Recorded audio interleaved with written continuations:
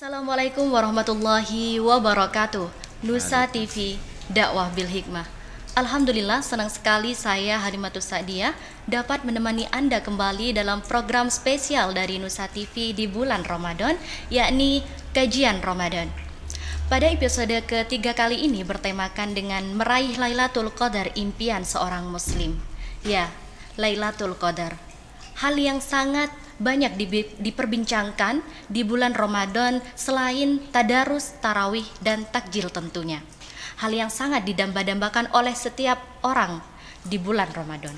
Dan untuk membahas lebih dalam lagi apa itu Lailatul Qadar dan bagaimana cara kita meraihnya, sudah hadir bersama saya di sini narasumber yang luar biasa. Beliau adalah Kiai Muhammad Mas'udi MZ, seorang wakil sekretaris Thoriqoh Sadiliyah Kabupaten Bangkalan, koordinator Pondok Pesantren Nurus Sadili Sekabupaten Bangkalan, dan pengasuh Majelis Taklim Nurus Sadili. Assalamualaikum Kiai. Waalaikumsalam warahmatullahi wabarakatuh. Bagaimana kabarnya Kiai? Alhamdulillah, sehat walafiat. Kiai, berbicara tentang Lailatul Qadar, sebenarnya apa arti dari Lailatul Qadar itu sendiri Kiai? Kan belum tentu semua masyarakat umum tahu apa itu Lailatul Qadar dan hanya ikut-ikutan ingin mendapatkan malam Lailatul Qadar seperti itu Kiai. Ya, terima kasih. Saya ingin menyapa dulu ya. Assalamualaikum warahmatullahi wabarakatuh kepada semua pecinta Nusa TV, dakwah bil hikmah. Bismillahirrahmanirrahim. Kalau kita berbicara Lailatul Qadar, kalau kita lihat dari artinya, Lailah itu malam, Qadar itu mulia. Ada yang mengartikan kuasa, ada yang mengartikan mulia, ada yang mengartikan sempit. Dari pengertian itu menjadi luas. Kenapa dikatakan mulia? Karena pada malam Lailatul Qadar itu turun ribuan malaikat yang sampai tidak ada yang tahu jumlahnya, hanya Allah yang tahu. Jadi malaikat dari Sidratul Muntaha itu hampir semuanya turun, tujuannya untuk mengamini doanya umat Muhammad yang ada di muka bumi ini, yang pada malam itu tidak tidur, yakni berzikir kepada Allah. Ada yang mengartikan Qadar itu sempit, malam yang sempit. Jadi malam Lailatul Qadar itu malam yang sempit. Banyak orang bertanya, loh kenapa kok dikatakan malam yang sempit? Kan seperti itu, wong Lailatul Qadar sangat mulia kok sempit. Itu diartikan sempit karena pada malam itu bumi ini penuh dengan malaikat, sehingga bumi menjadi sempit. Karena banyaknya malaikat yang turun ke muka bumi ini, sehingga dikatakan malam yang sangat sempit. Itu kalau hanya sepintas arti secara lughat dari Lailatul Qadar itu sendiri. Dan bagaimana bisa ada Lailatul Qadar di bulan Ramadan itu Kiai? Ya, ini yang kadang banyak orang tidak tahu. Kenapa ada Lailatul Qadar? Kita kan hanya baca inna anzalnahu fi lailatul qadar. Jadi bahwa Allah itu menurunkan Al-Qur'an di malam Lailatul Qadar. Jadi bahwa Lailatul Qadar itu khairun min alfi syahr, bahwa Lailatul Qadar itu lebih baik daripada 1000 bulan. Jadi kita memang perlu tahu, apakah ada orang yang beribadah sampai 1000 bulan? Kan seperti itu. Yang terus-terusan itu ya, bukan berhenti-berhenti ibadahnya. Siang beribadah, berperang melawan orang kafir. Siang puasa, malam tahajud. Sampai lamanya 1000 bulan. 83 tahun lebih 4 bulan. Apa ada? Kan seperti itu pertanyaannya. Jadi yang melatar belakangi kenapa ada Lailatul Qadar, ya itu. Saya awali dari pertama, ketika Rasulullah bersama para sahabat itu membicarakan tentang amalnya orang Bani Israel. Orang Bani Israel itu kan tua-tua. Jadi ada yang umurnya 300 tahun, ada yang 800 tahun, ada yang 400 tahun. Itu digunakan untuk beribadah. Jadi perbincangan itu sahabat dengan para nabi, dengan Nabi Muhammad itu sampai mengarah ke situ. Sahabat itu menginginkan, bagaimana ya Rasul kalau kami ingin ibadah seperti ibadahnya Bani Israel, tapi apakah mampu saya? Sedangkan kami umurnya paling tidak 60 sampai 70 kan, seperti itu. Akhirnya tiba-tiba datang malaikat Jibril. Malaikat Jibril itu datang kepada Nabi Muhammad dan menjelma seperti manusia, bukan dengan sosok tubuh yang asli.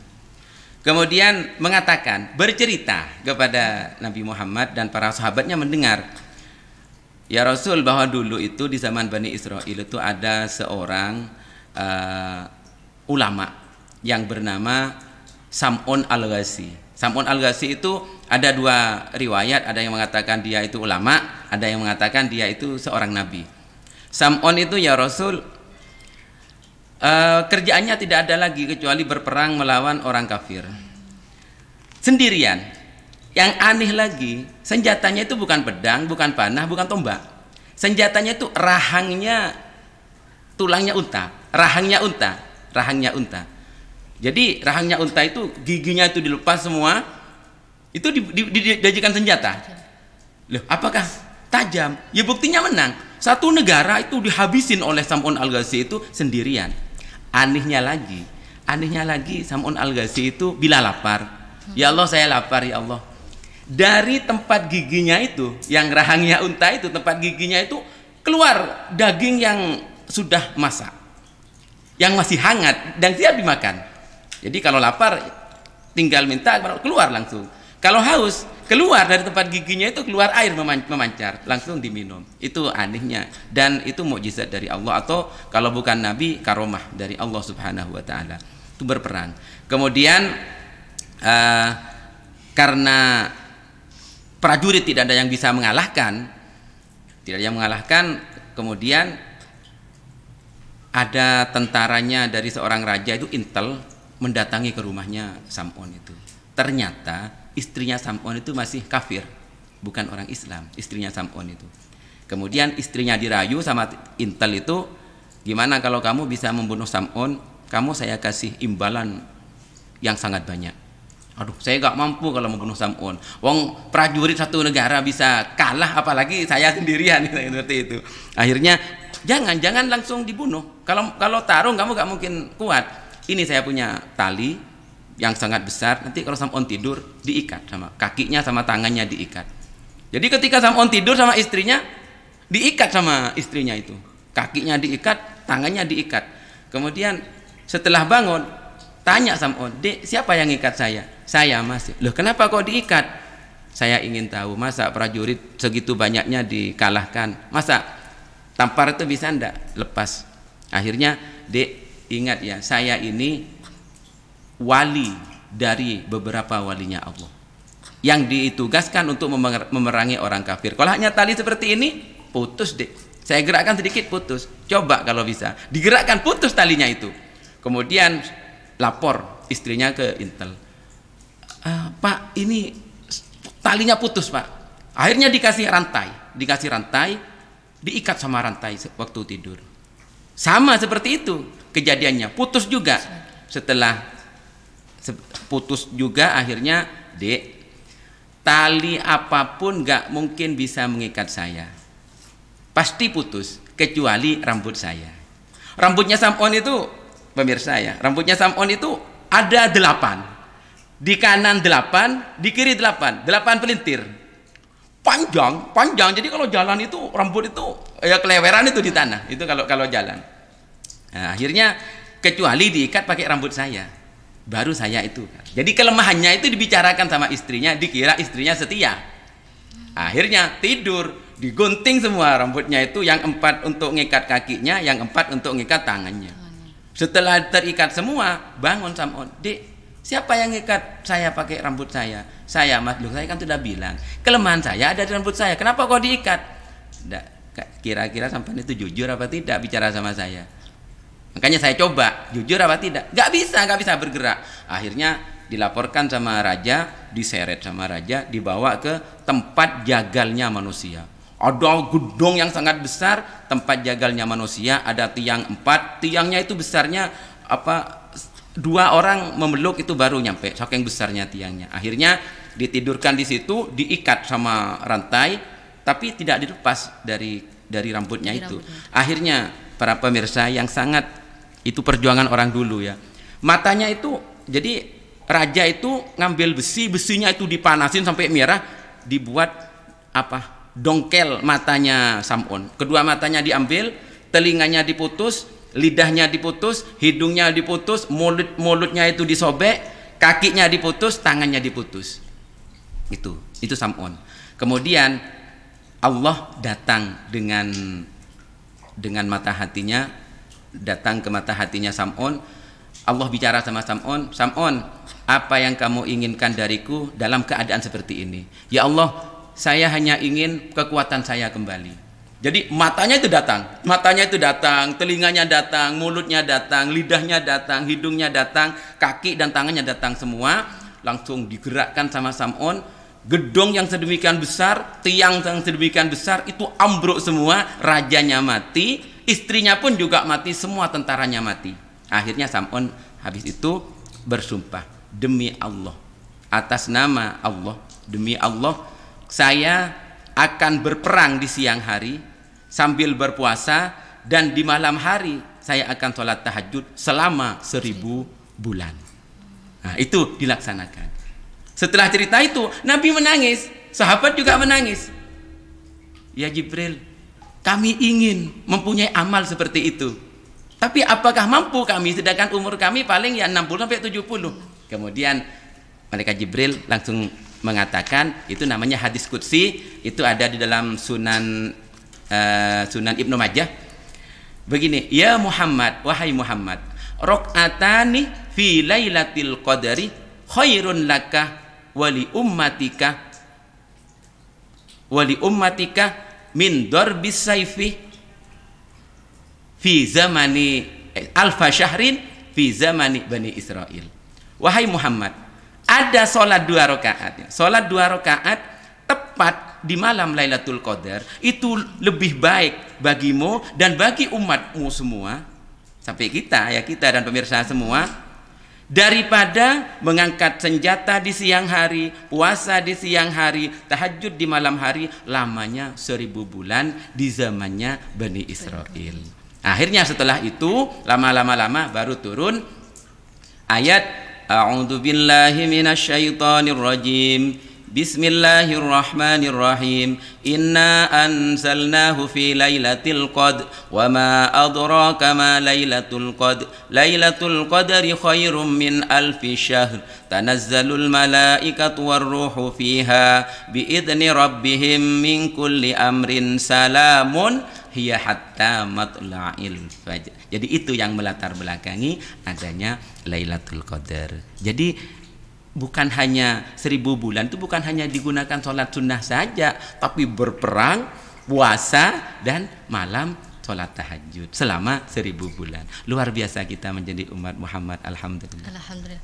Masya Allah sekali ya Ustadz Kiai, ternyata di balik adanya malam Lailatul Qadar itu ada sejarahnya. Dan di umur saya yang 21 tahun ini baru tahu kalau sejarahnya itu macam seperti itu. Inilah hikmah dari program yang diadakan oleh guru kita Raden Haji Bahlat, mencerdaskan semua Semoga orang. yang pemirsa di rumah juga bisa tahu bahwa ternyata sejarahnya macam seperti ini gitu ya. Dan untuk mendapatkan malam Lailatul Qadar itu sendiri bagaimana Kiai? Ya ini yang menjadi tantangan bagi kita dan yang harus kita cari bersama. Bagaimana cara kita untuk mendapatkan Lailatul Qadar?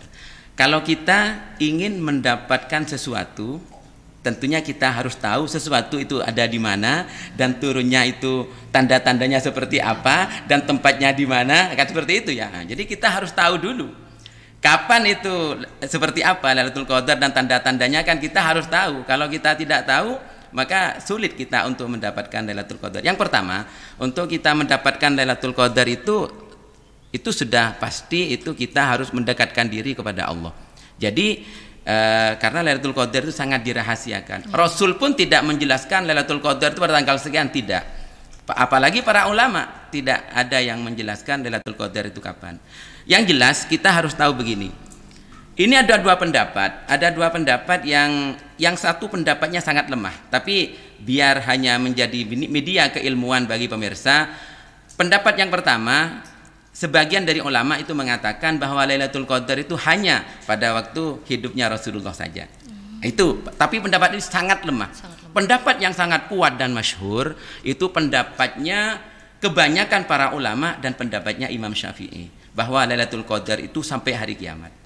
Itu alhamdulillah bagi kita. Berarti kita masih punya harapan, masih punya masih bisa punya cita-cita untuk bertemu dengan Lailatul Qadar.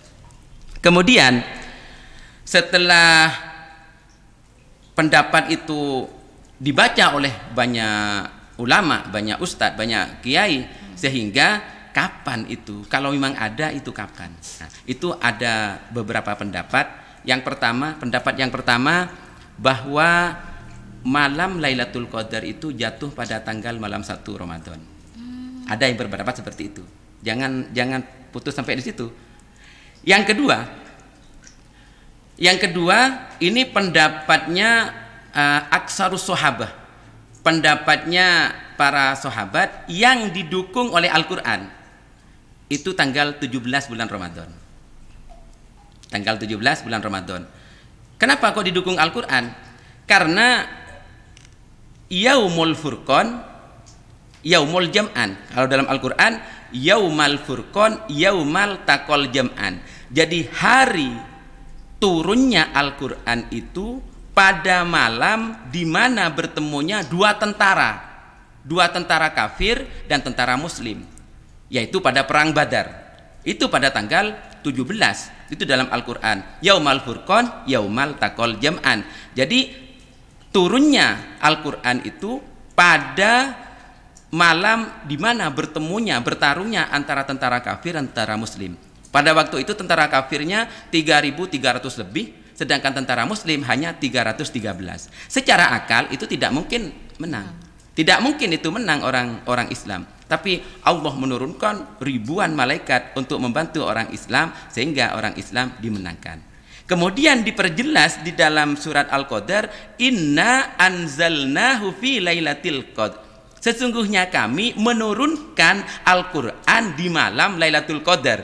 Nah, ini kan perlu dipikir ulang. Al-Qur'an turun pada malam bertemunya dua tentara. Sedangkan dalam surat Al-Qadar bahwa kami menurunkan Al-Qur'an di malam Lailatul Qadar. Berarti sekarang pertanyaannya, kapan Lailatul Qadar? Berarti malam tanggal 17. Nah, kan seperti itu ya. Itu pendapat. Jadi yang pertama pada tanggal 1, yang kedua pada tanggal 17. Kemudian pendapat yang ketiga. Pendapat yang ketiga ini pendapatnya Imam Abu Yazid Al-Bustami. Imam Abu Yazid Al-Bustami itu Sultanul Arifin, rajanya orang yang makrifat kepada Allah, ulama yang sangat hebat. Kemudian santrinya, jadi Syekh Abu Yazid Al-Bustami itu santrinya Syekh Hasan Al-Basri. Syekh Hasan Al-Basri itu masih putranya seorang sahabatnya Nabi. Jadi sangat dekat sekali dengan Nabi. Menurut Syekh Abu Yazid Al-Bustami, pemirsa, bahwa Lailatul Qadar itu jatuh pada tanggal malam 27. Alasannya Syekh Abu Yazid Al-Bustami itu selama hidupnya itu bertemu dengan Lailatul Qadar itu 2 kali. Itu bertemu dengan merasakan lain ya. Kalau yang bertemu itu bersalaman dengan malaikat Jibril itu.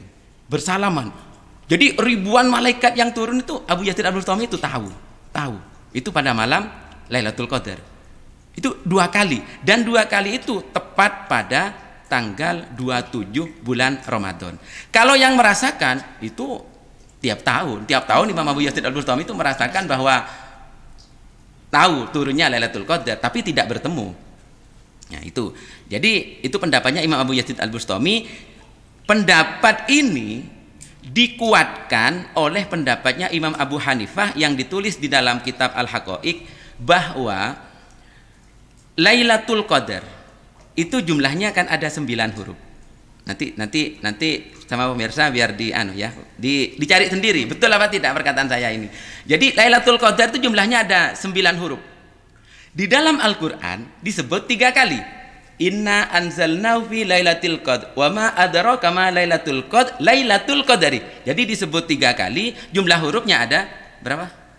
Ada 9. 9 kali 3 berarti 27. Nah, jadi itu diperkuat oleh pendapatnya Imam Abu Hanifah. Itu pendapat yang ketiga. Kemudian pendapat yang keempat, bahwa menurut Sayyidatina Aisyah bahwa Lailatul Qadar itu turunnya itu 20 ke atas. Jadi 21, 23, 25, 27 atau 29. Ini berdasarkan istiqra, dalil istiqra. Dalil istiqra itu dalil penelitian. Jadi ulama itu selalu meneliti.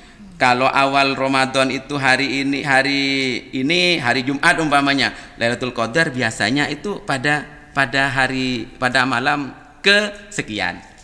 Akhirnya dirumuskan, saya mengambil dari rumusannya Imam Al-Ghazali, bahwa apabila tanggal 1 Ramadan jatuh pada hari Senin atau hari Jumat, maka Lailatul Qadarnya itu insya Allah itu pada tanggal malam 21.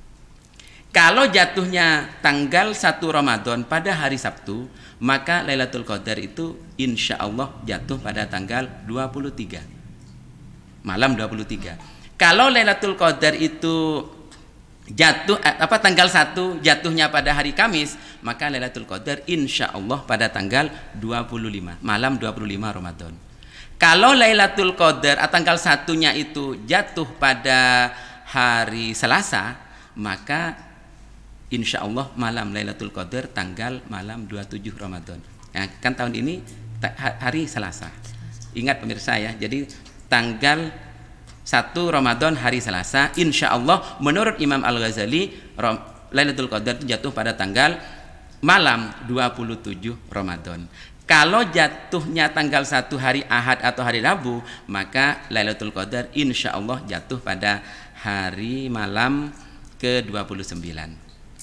Tapi kita tidak boleh langsung, oh sudahlah gini aja, kita nanti malam tanggal 27 gak usah kemana-mana, mulai habis maghrib kita pegang tasbih, pegang Quran, sholat sunnah dan lain sebagainya. Tidak boleh seperti itu, tidak boleh, karena itu hanya penelitian. Bisa saja meleset, bisa saja tanggal 29, bisa saja tanggal 21, bisa saja tanggal 17. Nah, itu pendapatnya para ulama.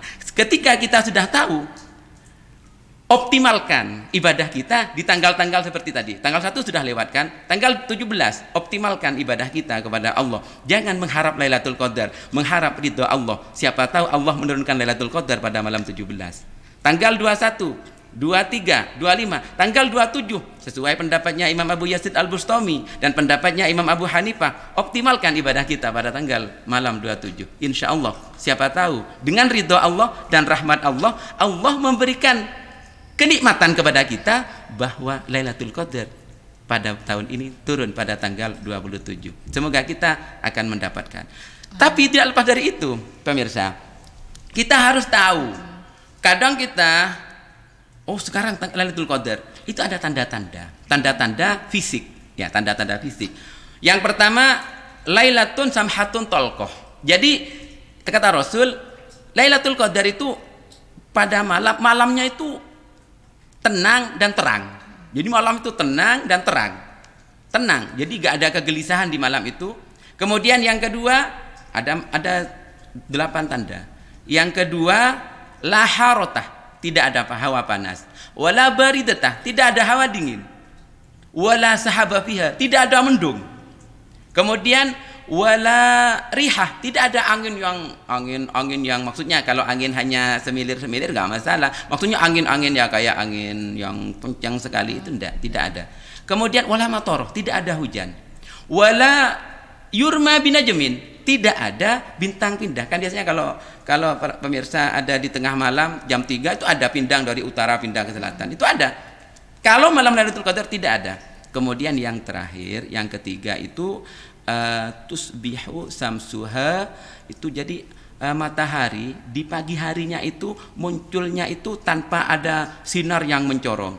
Kalau pemirsa pagi keluar rumah, atau naik ke atas gunung, matahari itu mencorong kemana-mana. Ada yang memancar ke selatan, ada yang ke utara, ada yang ke atas, pokoknya kemana-mana pancaran itu. Tapi kalau malamnya itu Lailatul Qadar, keluarnya itu kata orang Jawa itu timbrem. Jadi keluarnya itu hanya terang itu tanpa memancarkan sinar. Itu tandanya Lailatul Qadar. Ketika kita sudah tahu kapan itu Lailatul Qadar sesuai dengan ijtihadnya ulama dan kapan seperti apa tanda-tandanya, kita lebih punya semangat untuk mendapatkan ridho Allah sehingga mendapatkan malam Lailatul Qadar. Namun tidak harus dioptimalkan di malam-malam itu saja, Kiai ya. Betul. Di seluruh Ramadan. Iya, betul. Nah, untuk tanda-tanda bahwa kita telah mendapatkan bulan Lailatul Qadar itu sendiri apa, Kiai? Iya. Ini memang ada ulama itu mengatakan orang itu kadang yang mendapatkan Lailatul Qadar orang yang tidak disangka-sangka. Orang yang kadang lagi masak, kadang orang lagi di rumah, tidak di masjid. Karena Lailatul Qadar ini tidak harus di masjid ya. Dimanapun kita berada, yang penting kita berzikir kepada Allah. Berzikir pun tidak harus di masjid. Seorang perempuan yang mungkin masak sambil membaca istighfar, sambil membaca sholawat, itu bisa saja dia mendapatkan bertemu dengan Lailatul Qadar. Bagaimana tandanya hatinya? Orang yang mendapatkan Lailatul Qadar itu hati tanpa disengaja, tanpa diniatin, tahu-tahu hati itu terasa lembut. Lembut itu bagaimana? Begini. Ya Allah, kenapa kok gak dari dulu ya saya istiqomah dzikir? Kenapa saya kok gak dari dulu sering baca Al-Quran? Kenapa saya kok gak dari dulu mendengarkan pengajian? Jadi ada penyesalan yang sangat kuat dalam hati sehingga orang itu meneteskan air mata tanpa terasa saking cintanya kepada Allah dan kepada kebaikan. Nah, itu orang yang mendapatkan Lailatul Qadar. Jadi hatinya itu memang dilembutkan oleh Allah Subhanahu wa taala.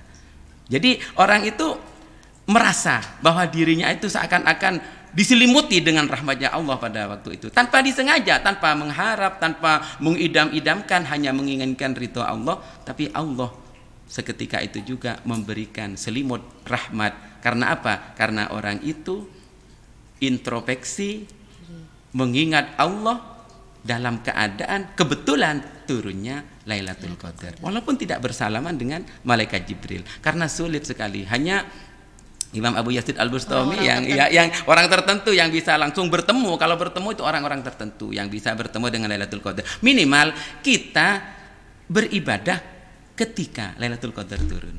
Itu. Dan ada beberapa pendapat yang mengatakan bahwa ketika kita mendapatkan malam Lailatul Qadar, ibadah kita lebih giat untuk bulan-bulan selanjutnya. Apa itu benar, Kiai? Betul, memang betul. Ada pendapat itu, kalau tidak salah itu pendapatnya Syekh Hasan Al-Basri itu mengatakan seperti itu. Jadi tanda-tandanya orang yang mendapatkan Lailatul Qadar dan puasanya diterima. Saya yakin kalau orang mendapatkan Lailatul Qadar secara otomatis puasanya diterima oleh Allah Subhanahu wa taala. Itu nanti kalau tahun kemarin ada nilai ibadahnya mungkin 6, itu mungkin nanti setelah hari raya bisa 7, bisa 8, terus ada peningkatan secara istiqomah. Dan perlu ingat, tadi ada yang pertanyaan di pertama itu ya, ada Lailatul Qadar itu sangat mulia itu. Kenapa kok bisa dikatakan mulia? Tadi sudah dijelaskan ada malaikat turun di malam Lailatul Qadar itu kan mulai dari malam sampai terbitnya fajar, sampai subuh. Setelah subuh itu malaikat Jibril itu komando. Ya ma'asarul malaikah ar-rahil. Malaikat, ayo kembali ke tempatnya masing-masing. Waktunya sudah habis. Itu komando sama malaikat Jibril. Ada malaikat yang satu itu tanya sama malaikat Jibril, tadi malam itu Allah itu ngapain? Jadi malaikat sendiri itu nanya, malaikat sendiri tidak tahu. Jibril, tadi malam Allah itu ngapain? Kok kami diturunkan semua ke bumi ini? Allah tadi malam nadarallahu ta'ala birrahmah. Allah itu melihat, memandang umat Muhammad, umat manusia yang pada malam itu tidak tidur, berzikir kepada Allah, Allah memandang dengan kasih dan sayang. Memandang dengan kasih dan sayang.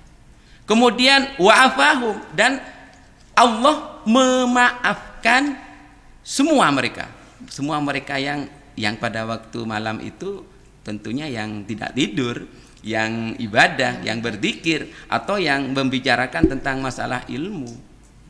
Kemudian setelah itu wa ghafara lahum, dan Allah mengampuni dosa-dosa mereka. Makanya dikatakan orang yang keluar dari bulan puasa seperti bayi yang baru dilahirkan oleh ibunya. Jadi gak punya dosa sama sekali. Tapi malaikat Jibril masih melanjutkan perkataannya. Tapi awas, ada 4 orang yang tidak diampuni oleh Allah. Walaupun pada malam itu tahajud, tepat malam Lailatul Qadar, atau lagi berzikir, atau lagi baca Al-Quran, 4 orang ini tidak akan mendapatkan apa-apa dari Allah. Mungkin perlu dijelaskan yang 4 ini ya pemirsa ya. Yang 4 ini ya semoga tidak termasuk kita, terutama tidak termasuk pemirsa juga. Yang pertama, mudmin homrin, orang yang peminum, pemabuk. Tapi kadang ada orang bertanya, aduh gimana ini, saya dulu itu pemabuk berat, tapi sekarang sudah taubat. Yang saya bicarakan itu sekarang, bukan yang dulu. Jadi sekarang bukan pemabuk. Jadi di bulan puasa ini tidak pemabuk, sudah insaf taubat, termasuk orang yang diampuni oleh Allah Subhanahu wa taala. Itu yang pertama, mudminu khamrin, orang yang pemabuk. Itu tidak akan mendapatkan rahmat dari Allah, tidak mendapatkan maaf dari Allah, dan tidak akan mendapatkan ampunan dari Allah Subhanahu wa taala. Itu yang pertama. Yang kedua, akul walidain, orang yang durhaka kepada kedua orang tuanya. Dulu pernah durhaka, minta maaf kepada kedua orang tuanya, diampuni oleh orang tuanya, diridhoi oleh orang tuanya, kemudian menjadi anak yang soleh atau solihah, istiqomah menjalankan ibadah, termasuk orang yang mendapatkan rahmat dan dimaafkan dan diampuni.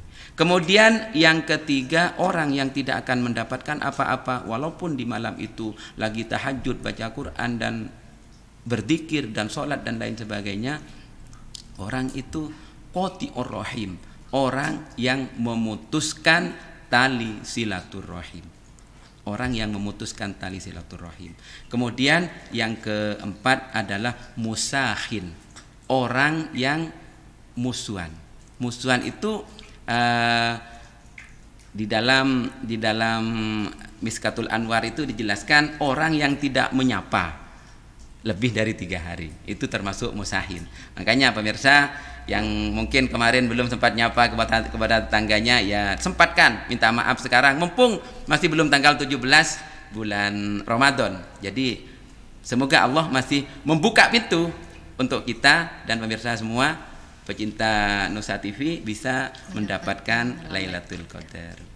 Masya Allah, mendengar penjelasan dari Kiai tidak heran jika kemudian banyak orang yang berlomba-lomba untuk mendapatkan malam Lailatul Qadar sendiri, Kiai. Nah, mungkin ini pertanyaan terakhir, Kiai. Saya sebagai wanita tentunya di sini ada halangan kan, Kiai. Nah, apa wanita haid dan nifas itu bisa mendapatkan keutamaan dari malam Lailatul Qadar, Kiai? Ya, terima kasih. Nah, ini memang banyak orang yang kadang pesimis. Karena seorang perempuan haid, nifas itu kan dari Allah, bukan kehendak seseorang. Jadi bukan menutup kemungkinan dan bukan menjadi penghalang untuk mendapatkan Lailatul Qadar. Yang penting jangan itikaf di masjid, itu tidak boleh. Karena Lailatul Qadar itu tidak turun di masjid, turun di muka bumi. Di bumi ini semua, di alam ini turun. Jadi dimanapun, lagi ada di makam dapat, ada di rumah lagi masak dapat, kalau semuanya itu diniatin karena Allah. Jadi tidak menutup kemungkinan semua manusia yang mempunyai husnudzon kepada Allah, husnudzon kepada sesama manusia, husnudzon kepada Rasulullah, semuanya akan mendapatkan yang namanya Lailatul Qadar dan akan mendapatkan 3 hal tersebut. Jadi di malam Lailatul Qadar itu memang semuanya itu akan mendapatkan kebahagiaan rahmat, kebahagiaan maaf dan kebahagiaan maufirah dari Allah Subhanahu wa taala. Termasuk orang yang lagi haid, termasuk orang yang lagi nifas. Terima kasih banyak Kiai penjelasannya. Semoga kita termasuk orang-orang yang mendapatkan malam Lailatul Qadar, Kiai. Amin. Ya. Terima kasih kepada pemirsa Nusa TV di rumah sudah menyimak kajian Ramadan episode ketiga pada hari ini. Tunggu episode selanjutnya kajian Ramadan di hari selanjutnya. Tetap dukung channel Nusa TV Dakwah Bil Hikmah, tetap ditonton terus, like, comment, and subscribe. Saya Halimatus Sadia pamit undur diri. Wassalamualaikum warahmatullahi wabarakatuh. Waalaikumsalam.